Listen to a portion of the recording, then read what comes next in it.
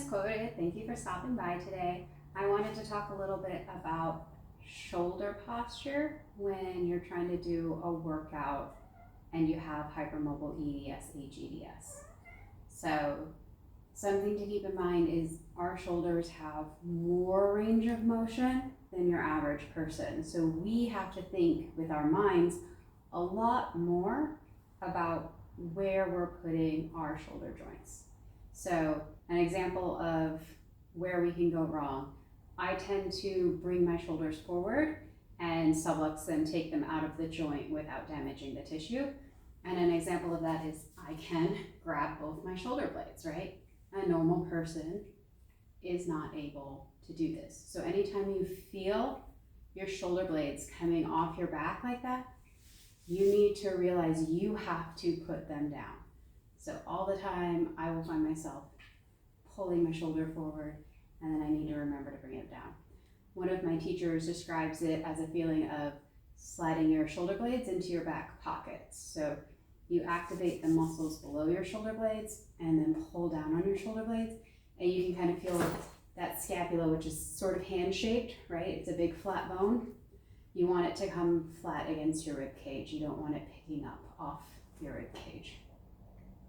So pulling down, pulling down, pulling down. So you can start by just doing these exercises where you just pull down and get used to that feeling and activating those muscles. There's another set of muscles, your serratus, which is right under your armpit, and then you can use that also to pull your shoulder back into place. So we're using the muscles under our shoulder blade and under our armpits and bringing our shoulders into place. And we want to make sure if you're doing arm curls or anything like that, that you have your shoulder blades in the right position. Not only will it prevent injury, it'll make a more effective use of that exercise. The other thing to think about, a lot of exercises have you have your arms out. There's something called scapular plane. I'm just going to do it on one side because there's a wall. So scapular plane is, again, my shoulder blade, the scapula, is flat on my rib cage.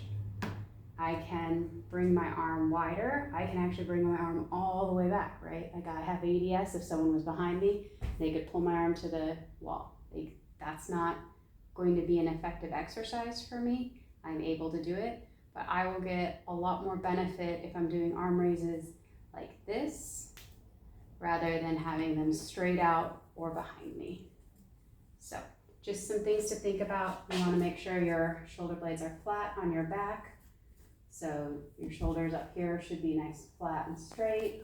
Those shoulder blades should be sitting in their back pockets, flat against your shoulders. So if we're doing a workout and I say, hey, make sure you're checking your shoulders and they feel like they're flat against your rib cage and pulling down, again, you're activating the muscles here and here to get that motion. All right, I hope you found that helpful. Thank you for stopping by.